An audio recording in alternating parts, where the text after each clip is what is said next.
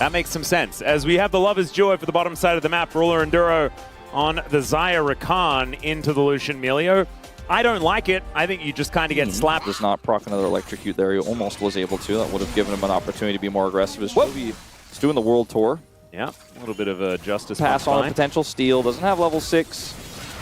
Yeah, that is not going to be the steal from Canyon. He's going to have to safeguard his way out. Yeah, but in the world, so you give Peyz Lucian, you walk out 300 Wait, gold. someone might die. Okay, Keen's just going to flash, but Ono with the flash follow. That's incredibly slick. Keen does manage to buffer the CC from the ultimate. Carrier comes on over, gets himself an assist, and that is Ono that picks up T1 the tempo in order to be able to go for this. As in goes Ona, Grand Entrance is going to be used by Duro to get himself out of there, as Chovy is going to be the target. Shockwave comes down on top of him to interrupt the heroic entrance, and out he will go. All right, well, it's an ult for ult there, but the second one wanted to join, but they can't really get access, so it's going to get a bunch of damage done. Now Doran is the target. All right, Doran taking a lot of damage here. Quickness comes down. There's the charm. Grand Entrance there as well. Good Q is going to connect there from Canyon, and Duro was tanking up the turret. They should be able to get out too. Peyz and Carrier coming over. All right, Q going to land there from Canyon. Remember, doesn't have the kick. Grand Entrance comes down. It's a lot of damage, but onto Canyon first. They focus him down. Keen is here. Ona's flagging and dragging away, and will be able to help lock down at the remaining kills here in this fight. Peyz tanking up this turret a little bit too much as Keen very low. But this is not all that diveable, even with 3 people. No flash, no ult. I don't think he can get a punish here. Peyz wants this. He will have a shield back up again, and he's dashing around, just knocks out Peyz. We knew it, we saw it, and they went for it anyway. Yeah, I mean, I was watching this thinking, Keen is ready to heals from Carrier, and I think thought he had enough health to survive. We'll now see Keen, Doran TP down to try to catch Keen, and Keen... He's going to try and teleport away, but it's not going to work. He just gets flash nod. This is a silly, down he will go. This is a silly set of 2 items. They have Soul Point coming up here in 90 seconds. I don't think Gen.G are anywhere near a position to contest. Whoa, 2-man Shockwave does come down here as Ruler. Pretty late on the Featherstorm, will eat the damage and then go up into the air, putting that on cooldown. Doran in the bottom lane also grabbing first turret blood. Yeah, they lose the race for first. As Faker is making sure that it's always in a dangerous position. Will Canyon connect the Q? He does. Not able to steal away the Drake, though. There is a public execution. They get on top of Ona, and there's a heroic entrance onto 3 for Chovy, who gets into this backline. Doran able to peel for Peyz quite nicely, and down will go the Galio. It is a trade, but Ona for Chovy, I think you'll take it as T1, especially as they get Soul Point at the same time. And now they might even be able to claim more. King gonna have to try and dash away from this, but I don't know whether it's quite going to be enough. Tries to utilize these Raptors, but the relentless pursuing of this Lucian. And the thought process to take the kill here must have been for Gen.G. Like this parity might have been able to hit that quest a little bit earlier, perhaps, for Ruler, but still. We'll see whether that silver lining is going to work out here, because 1.2 thousand gold is not exactly the end of the world. Hextech Soul is, especially when it's on a Lucian. He'll be able to just, electrocute people, and it's just going to not be a whole lot of fun. So T1 in 3 minutes time, approximately, will be in a very good... When you're in that big death ball, if you get slowed, it really hurts your ability to continue to fight. And so Hextech Soul will be so... Not strong necessarily for T1's comp, but strong big fight, and maybe a catch on to Faker. Let's see. Faker often is caught in sides like this, but often they do get the cross-map play. Nice 2-man Shockwave is going to come in, and there is the Winds of War, so down will go the Orianna. I don't really see too much of an answering play here, though, for T1. Wilson, behind enemy lines. That movie is getting older and older every time I make that reference, and now I imagine there's people who are younger than that movie. That are watching here as, okay, teleport comes in from Doran. The Grand Entrance will knock him up. Chain CC is decent, but the Shockwave is fantastic as well. Public Execution does nothing to get Keen out of that one. And Ruler's just going to have to run away. The kick to get Peyz out of the fight as there's the flash from Canyon to try and keep him alive. 30 seconds until Hextech Soul and Gen.G are melting at the hands of T1. Very easy cleanup here for T1. Gen.G now on the back foot. Dragon spawns in 20 seconds. Chovy does not have teleport. Keen will have entrance. It's just so crazy it could work. Well, let's see. No Dragon Rage kick. Peyz going to get over here is now Keen. Just trying to dance on in. It's going to be the Hextech Soul going over to T1. And now Keen not fully committed to that fight, but they will just lose the Soul. And I just feel like we haven't seen Gen.G find the team play. This is a greedy play from Gen.G, but they know they are in a tough spot. They can get away with it, put them back in the game. Yeah, Faker is able to throw that orb over the wall. They do get the idea as to what's going on here. 5 seconds on that shockwave. Yeah, teleport coming in from Chovy, gets into heroic entrance range. There is that Hex Tech Soul doing a bunch of work, but the culling is not going to find the mark, and the flag and drag also goes wide. Fire kick, not hitting too much either. So T1, they will stop the Baron, but they will not punish Gen.G too much for it. As Gen.G are now finding themselves on a pretty awkward part of the map. Now Ruler's getting chased down by Faker. Shockwave gets the Feather Storm. Big win. Trade of ultis, but I think you're very happy as T1 to have that layer of safety removed from the Xayah. They've got so much control over these choke points as well as the slows to play through. Oh, there's a Gnar onto Keen as well. He's just cataclysmed. Dunked down by Ona, and they should now be able to move over towards this Baron once again. Keen up in 43 seconds. This Baron is going to be long gone. Yeah, that's just a brilliant play from T1. Faker walks up to 3 people and gets Ruler's ultimate. It looks like a low-value shockwave if you just watch that small instance, but when you look at the grander picture of the Hex Tech Soul, the lack of vision for Gen.G, the fact that going up against T1, I'm like, as long as you like ban Faker's Orianna, like you won't look silly, you know? Because that is the most important thing to do against T1. I thought that Gen.G might have a plan, and as it turns out, they didn't. Keen is going to get shockwaved here. He went to try and find his ultimate, but Ambessa can't really do that very much anymore. As Canyon's going to get locked down. There's the kickback onto Ona, but it's only to get them out with relative safety. Justice Punch is a great answer here, but Chovy's response is death, as Peyz is going to lock down that kill.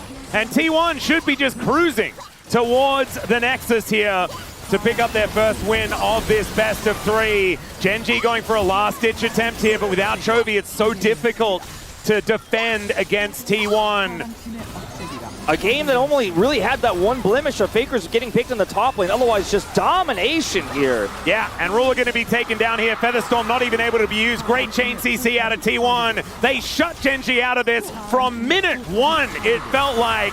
And with one Baron, they'll destroy the Gen.G Nexus and see whether they can pick up their first victory here on... Yeah, and okay, so I think it would also feel really good for Shen to play into the Jax.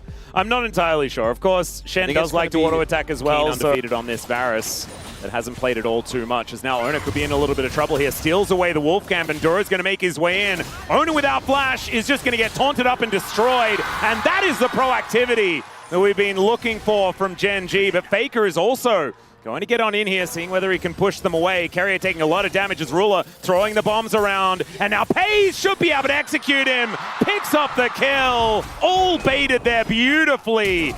And Duro went for the play here. Out of control. And Doran is behind as well. But this means a Realm Warp. This is such a bad game state here for Gen.G. Chovy might be able to make a play, though. Yep, does find the stun onto Faker. He's ghosting. There is a Varus making his way down the river, though. Chains of Corruption goes wide, but Cease and Desist cannot actually go wide. Chovy's going to pick it up. This is kind of risky here for Gen.G. Carriers here. Doran's also collapsing. Chovy moves over a control ward. They get vision absolutely everywhere. There is a secure on the blue buff, but it's a decent taunt to land. Still, there is going to be that great Crescent Guard. Still he goes down. Doran gets in there. It's a massive counter-strike, but where's the follow-up? Faker is now in there, but he's put into the Glacial Storm, and Doran is put into the ground. Flash over the wall. Faker is going to get taken out. Duro misses the taunt, but it doesn't seem to really matter. The Twilight Refuge keeps him alive for a little while, as now Keen has rotated over and Peyz goes down. It's a triple for the Gen.G AD carry who comes from the top lane. Quadra! And just like that, they can see a game 3. It is coming, as there is the Drake secured. Chemtech Soul this game as well. Not exactly the greatest of Chemtech angles, but still will be valuable. As Duro looking to try and stop Ona here, who has just permanently been counter-jungling in a game state that's been kind of weird, to be perfectly honest. They get into the Crescent Guard, or at least they try to. Keen not quite able to get a lot of value there, as Carrier just trying to play some defense. They're waiting for another Shadow Dashes. In goes Duro, but he doesn't get the taunt. Still Keen. He's able to grab his 5th of the game. Faker now trying to run away. He's got the Ghost. So running is something he's pretty good at, but the cease and desist comes down, the stun to follow up, and Carrier can do nothing to help out the play. First set of advantages that I did not see coming after what happened in the early game. Yeah, I would agree. Faker is now once again in a whole lot of trouble. The chain CC is coming on through as the Glacial Storm will be up again. But it's not going to be Faker dying this time around. Carrier might be in trouble though, as Owner is already over here looking to try and defend their mid laner. But the wall comes down. Owner is punched over it, so Canyon kind of saves him there momentarily. Wind becomes lightning over towards the Krugs, and Owner will be able to at least keep himself alive. Carrier does not want to ult here to save him, wants to hold on to that. Will not have to use it ultimately. Like you said, because Canyon gets him over the wall, and so Carrier gets to hold on to that really important encore. Doran is trying to do a thing with Peyz. Yeah, Peyz is going to show up here. Faker is there as well. Kane is extremely dead. Mega dead, some would say. And so he is just going to have to wait. A side like this with 3 grubs is massive for T1. Yeah, and this gold lead is going to really disappear. As now Faker is also probably going to disappear. Canyon's going to show up, does manage to get the kill. I thought maybe he'd just grab himself an assist. That doesn't happen anytime at all to make sure they can grab the answering objective, and there it is. Do it here by Owner. I don't think they can defend this mid turret at all. They were rushing back towards it after taking the dragon down, but instead they're just going to send Doran into the sides and let this turret go. Just too much pressure here by Gen.G, especially with Canyon here. He's even going to get an additional charge. Gen.G were able to maximize value, knowing that a contest for T1 would have been an opportunity. You just have to like see the potential and get the heck out of there. And if you are the Seraphine, it can be very dangerous. It's now Duro just going to be able to get himself out. It is going to be the flash over from Owner, who does find the wind becomes lightning onto Chovy. True Shot Barrage connects as well. And there's the Rune Prison taken down to the egg. Let's see whether the damage can come on through. The Encore, fantastic. They take out the egg, but at what cost? Does Owner and Doran both fall in the pit? Keen is going to break his arm guard. That might actually keep him alive, as Ruler is controlling space in this river. A 2-for-1 in the end. I mean, Faker is basically healing people with his items right now. He's letting Gen.G have the dragon. Faker's getting money. I mean, he needs it desperately. They just need to stall this game out. That's really their best bet here. And so Canyon gets dragon, but they're not opting in for a fight. And Faker's definitely not going to be using it. Does Ezreal have one? I don't think so, but there is definitely a Varus one and a Vi one. But now we've also got a very dead Owner, as Gen.G utilizing Duro's ability to get anywhere on the map pretty effectively here, but in the delivery, Duro in position, the Encore goes completely wide, but Duro is going to be taken down, left on his lonesome, and Chovy, it's a great stun onto Doran to avoid that counter-strike, and now he's just kiting them around. Another stun comes in. Peyz will find him though. The Arcane shift forward, it's a decent dodge, but it is not enough, and Peyz is going to be able to get his revenge. A second death here for the Onivia. He knows Chovy is really ahead, and maybe didn't even trust his own damage there. All right, Cease and Desist does come down here. Mega Inferno Bomb is going to push back the Jax, and he just blows up. Chovy able to grab himself an assist, which I wasn't actually assuming was going to happen. Dragon. The fact that Doran has TP is really valuable here. They onto 2. Ruler and Keen taking a lot of damage here. They do need to be careful. Look at that wall, plus the Glacial Storm and the 2-man stun. Still, T1 are going to be able to walk over it. Duro taking a lot of damage. And there is the Encore flash. But Canyon able to get himself out of the way. They get themselves the crab, but Canyon going to go down to the GA so early. And in goes Chovy, trying to be in the Crescent Guard to make something happen. Canyon should get taken down here. It's Peyz that gets the shutdown. Keen goes gold, and Owner is over the Glacial Storm and out of trouble, as it's a double for Peyz. At full health, he's going to pick up the 3rd one as well. And Ruler not going to be able to do anything about this other than kill Carrier from half health. And let's see if he can get out of this one. I don't think so. Nice try with the satchel, but Doran is just going to slap him on the back of the head. And down he goes, and now it's T1's Baron. T1 incredible played through Faker and sides, was all accumulating for one hopeful team fight, one hopeful moment. They got it. They've got a gold lead now in this game, and maybe they could still get the 2-0 here despite playing against the Gen.G home crowd. And also, despite Gen.G having such a massive lead for so long, Duro takes a lot of damage from another one of these True Shot barrages. And we're seeing the power of this Ezreal that has been a big problem all week long. Canyon looks for the angle towards Peyz, though. Mega Inferno Bomb. Can they kill him? That's the question. And the answer, ladies and gentlemen, is no. not yet, as down goes Canyon first. Crescent guard for owner, and T1's War Machine is rolling over Gen.G. It looks like that 2-0 you were talking about is a little more imminent than we even expected. Yeah, they're just going to push this bottom lane where everybody's here. They've got the wave, they've got Baron, and Gen.G could not hold on to the lead. They had such an advantage. Keen got a quadra kill in the early game. Faker was 2,500 gold behind, but it just doesn't matter. They bide their time, they play a slow control game, and on the Baron, the objective that matters, they get the win. They get another win on the bottom side. Push to end, as Peyz is protected by Carrion. Operate a little bit further back, follow up a little bit easier than the Kalista. Obviously, Camille can change the equation for Kalista quite a bit, whereas those defensive tools... We're not going to go for the flash over the wall, as Gideon, can he escape? Can he get the execute? I think so. And it looks like the answer is... Oh! Yeah, That poison just stays so long. Here in mid lane, I wonder when Willer is going to do his bottom side camps, as there is the Dragon Flag to not actually get too much CC, but here is the engage. It's a lot of damage onto the Syndra, and down she will go. The curtains were cold as well. As the gold is not a gigantic advantage, but with aiming, getting back up in the lane is great. But now Andal is very dead, like exceptionally dead. Yeah, this time he probably should have been a little bit further away from the mid lane. Yeah. Through. Well, now I'm going. Will he find the hook shot? The answer is no, because there is that the ulti to come through from Frog. Still going to get knocked up by Gideon, though. And tick, tick, tick, tick.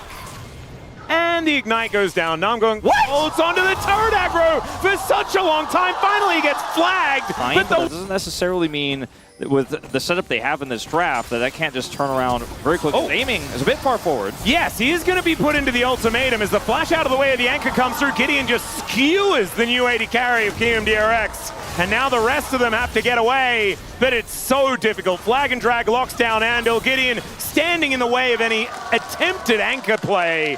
And down they will go. The Bros now erupt into a 2,000 gold lead. Yeah, that's all it. Drop of the Herald. Like, they were able to pick this Herald up earlier, and they're just going to drop it with no objective up and just try to put it in. Gideon could try to stop this from charging. He's yeah, go for Cataclysm forward. They're looking for aiming. Who doesn't have flash? He's just dead. And yes, Shelly gets the charge, but the Bros get their target, and there is no way they're even going to miss out on a few of these creeps. As the Bros move to a 2.7k gold advantage, they'll be able to get first turret here as well. That should be over a 3k. It's Ocean Soul with his brush here. It's so hard to fight without vision for Kiwoom DRX, but they're going to force it anyways. Yeah, casting. He's in range for any sort of equalizer. Scatter of the Week goes down. Willer is going to get zoned away. He does manage to get the Dragon, but he dies immediately afterwards. Andal's going to fall down as well. There's Dragons falling over, and there is turrets falling down, but Kiwoom DRX are also just going to get destroyed. 3 dead. Yet he can only go in the water. Yeah, no, he can't. He's not supposed to get out yet, but he wanted to go back in. It was crazy how Bro opted into that, and then as soon as it looked really bad after Willer got the steal and he died, they were like, let's opt in again. You mean Kiwoom DRX? Yeah, sorry, excuse me. Yes. The Bros definitely didn't opt in either. No, they just waited and said, thank you for the free setup. Yeah, and they didn't get the Drake, but that wasn't necessarily the point, as they've now moved to a 5.6k gold advantage, make that 5.7. And yeah, you can have your Ocean Dragon. We are now going to set up around the Baron. Teddy gets that transformation that we were talking about. Cataclysm and that equalizer placement. Just gorgeous, meaning the Kiwoom DRX are unable to defend their support. And so now, 5 versus 4 around this Baron pit. It is 22 minutes. The Baron really does hurt, so they're not going to go for it just cooldown and isn't an actual blink. But, you know, it fares a similar way. It hits the same power spikes as Yukao flashing towards Roma here, and he is just going to get bitten. Down goes the Syndra. In other games, the Baron would have been possible, but it's a 7-1 Jarvan. Yeah. So if he gets into the pit, like, yes, killing him's more difficult. Sweet, yeah, I mean, the amount of upsets that we've had have been kind of ridiculous. As casting underneath this turret. Not going to get hit by the Petrifying Gaze, and goes golden to buy time. Gideon moving up. Anchor is going to go wide. Flash out of the way of the public execution. And yeah, he uses a bunch of cooldowns, but in the end, his turret will still just go down. Absolutely. But he doesn't have full vision or anything like that. Yep. But bro, just not going to let this one go. It's only second dragon, so this is not a big deal per se. It does mean that Kiwoom DRX are able to park themselves around this Baron and get full control of this topside river. There's a teleport in though. The bros know what's going on. They're going to put aiming in the Cataclysm. The Equalizer follows him. Andal is burning down and Teddy will finish him off. And now Yukal getting pushed away. The scatter as Roma tries to find the revenge, but that Petrifying Gaze was outstanding. The stopwatch even better out of Roma, and the bros are immortal, invincible in the team fight, and they'll take the Baron. Just too far ahead at this point. Yukal's ultimate was phenomenal, but it doesn't matter if there's no follow-up. He's still alive here with aiming. They're going to try to stop this Baron, but it is going to be a tall ask. Yeah, Roma is going to take so much damage here. Well, oh, he starts off these captive audiences from aiming. Yukal moves in. It is going to be the Baron secured. And there's the flash from Gideon. Yukal will be taken out. Aiming spotted there by the scrying orb, and there is vision over here. Andal moving down. Teddy blocks. And Gideon is just going to try and kill Andal here as well. Aiming, just kind of watching all of his new teammates die, one after the other, kind of put into the crucible here in his first game. Down he goes. And this basically a 50-50 at that stage. Kind of insane. We're having a look at some craziness in live as well. As Gideon's getting hunted down, they will be able to grab that kill. As now Frog gets into the backline. Roma taking a lot of damage. Teddy is able to snipe him down though, and this Corki is so fed. 7-0 and 6 right now. Looking to be legendary with just one more kill, and just needs a rocket towards Andal. That's not it. That is going to miss, and will be denied a legendary Teddy for the next little few moments. Yeah, Yukal being here makes it hard for Teddy to flash. All right, well, it's like the boy with the bubble. You remember playing Sonic back in the day. You got that bubble on. You're not going to lose any ring. Oh, absolutely keep not. It. Yeah. That's always how I feel about Banshee's Veil. Is Frog, I don't know how he feels about it, but I don't think he's thinking about it right now. No, he's just thinking about what he's going to do after he comes out of the Death Chamber and how legendary Teddy is. He is hard farming. He's on 4 items. He's got 5 stacks of Dark Seal, 9,000 gold down. I think they're dead, ladies and gentlemen. Aiming is just going to get ultimatumed and taken out. It's Namgung that grabs that one. There goes the Syndra. So Roma's woes continue. But into the back line they go. Casting, finding another great equalizer to split up the battlefield. Sidesteps Yukal's Petrifying Gaze. This man is courageous.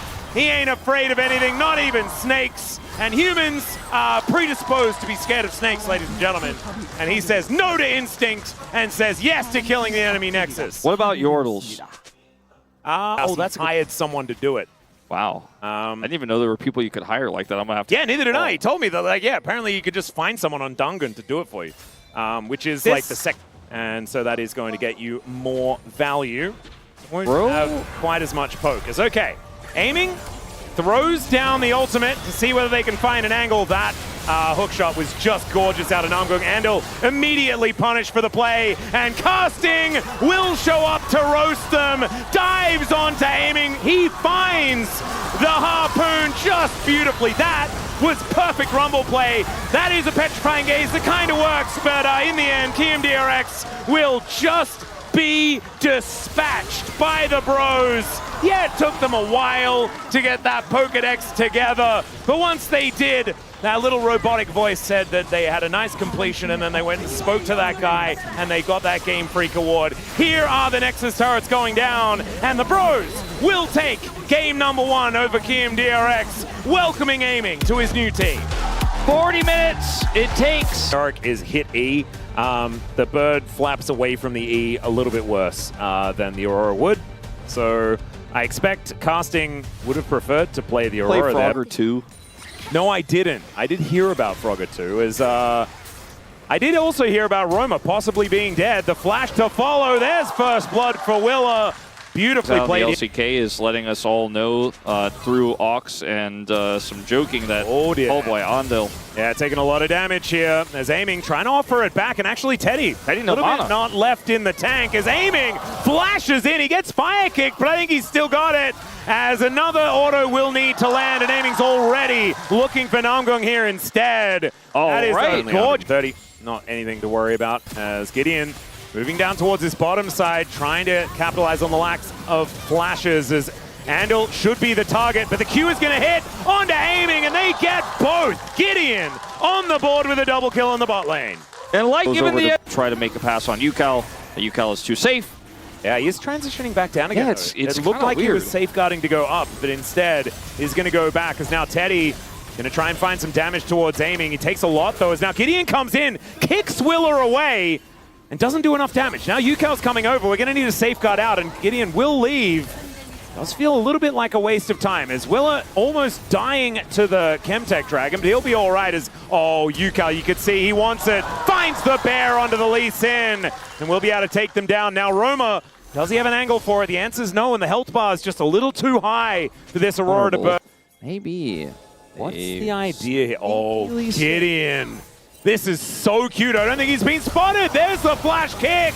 Aiming going to get tagged and taken out in the mid lane once again. And the shoes on the other foot in terms of what I was just... Situation, as Gideon is still behind enemy lines here. We'll be seen by this ward. Yeah. He wants to find aiming again. Oh, I think he thinks that he's unseen. There's the flash over from Willer, and boom goes the Lee Sin. That should guarantee when you're Drake for Kiwoom DRX. When you're playing this tricky, sometimes you get caught, sometimes you get found out. He didn't the last time around. He got aiming then, but this time he is blown up. And unfortunately didn't have a sweeper because he's Lee Sin to know that he was on a ward, because he wants to keep the trinket in order to maximize his mobility. Whether the bros can pull themselves back up after this, because aiming just running amok in the mid lane will be able to take control over this Lucian. He's really actually made a much larger impact here as Gideon once again. Yeah, Frog is going between the worlds, kicked into the wall and nowhere to go. Does have a lot of healing, so it takes some time, but he was never going to survive. If he can keep his team afloat in this game, might be punished by a Pantheon. Yeah, Roma, let's see whether he can escape this. Does have flash, so I have a feeling he might be able to be tricky and get over it. Never mind, he's not going to use it. He's just going to die. He's just going to give the kill over to aiming, in fact.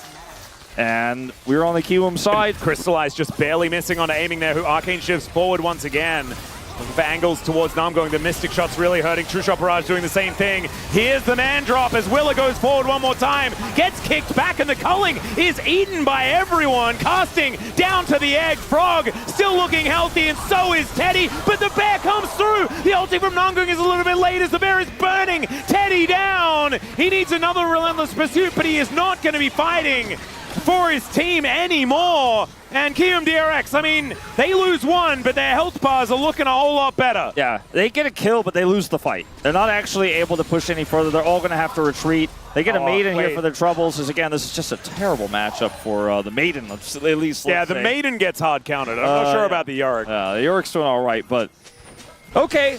The target selection with Tibbers just yet here for Yukal, getting closer and closer. Yeah, Frog missing out on the Maiden as well, as the Morning Mist isn't going to land. Does put casting in the pen, and Willer is going to join him there. Flash out from the bird. Oh my goodness, the damage!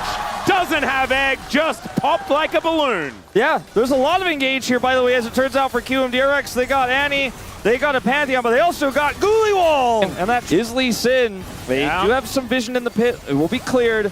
Let's see if they decide to go in. Double teleports coming down onto this ward as Namgung looking very, very low. There is the Maiden being attacked as they put Roma in the Ghoulie Wall. Namgung in a lot of trouble, but keeps himself alive. They pull off the Baron, but lose their jungler. Now Frog's in trouble, and Teddy making this Infinity Edge work, man. They tried to send Willer to kill the enemy jungler so he could secure the Baron, but the exact opposite occurs. As he's focused down, they lose the Baron. And this game is just peak comedy. Oh, it is. We are broing and brewing like we never have before in the original match. They have reformed now, though, as Kiwoom DRX being set up on one more time. Crystallize goes down. Frog now down to half health as Roma bounces out of the Ghoulie Wall. Willa there with the Aegis, but now has that one on cooldown as Teddy will clear out this wave.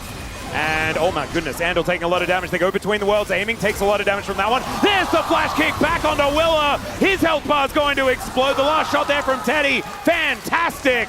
As now this Glacial Storm is blocking the rest of Kiwoom DRX from getting in. And without a smite, I do not think they're getting a soul off the back of this one. And Frog is going in. They're trying to get hit. Now the fight is down. Casting goes to the egg. Do they have enough damage? Yes, they do. Still, Roma gets a lot of AoE in there. Gideon locks down the dragon. Can they get out, though? As Teddy will be taken out by the Pyroblast. Aiming, gets over the wall. The Mystic shots are raining down. He flashes over. Roma's taken out for a double for Yukao. And Kiwoom DRX, even though they miss out on the Drake, they will win the fight. That's right, Ocean Soul, and the game just keeps going from here. It does. Back end of this one.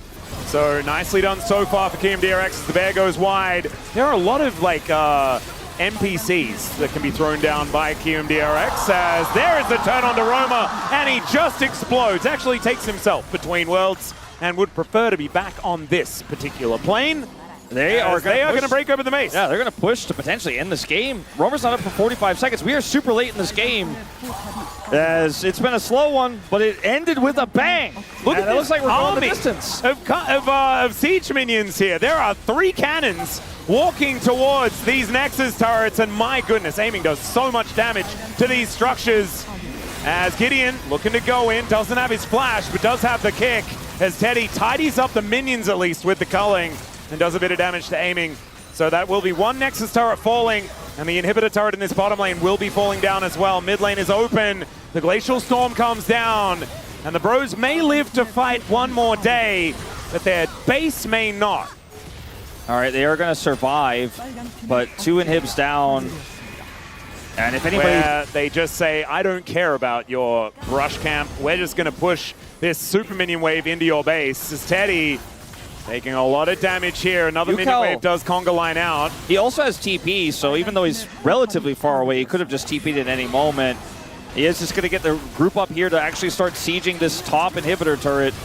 Oh, bit of poke damage there from the Bros, but not looking like it's going to be enough. The Medium is just going to be annoyed by the Crystallize once again. I see a on-the-way ping from Willer to the Dragon. He's like, okay, we're not. This game is going to go on a little bit longer. Gonna go down. A Crystallize to block Willer out. It's not worth it. Dragon. It's just an Ocean Soul. It's okay, Kiwoom DRX. All right, well, the TP does go down. The culling's fantastic, but the Frog is just going back to the base. Aurora going to show up. They deny the soul, and the Bros look to escape. Willer a bit worse for wear, but he's still ulting in.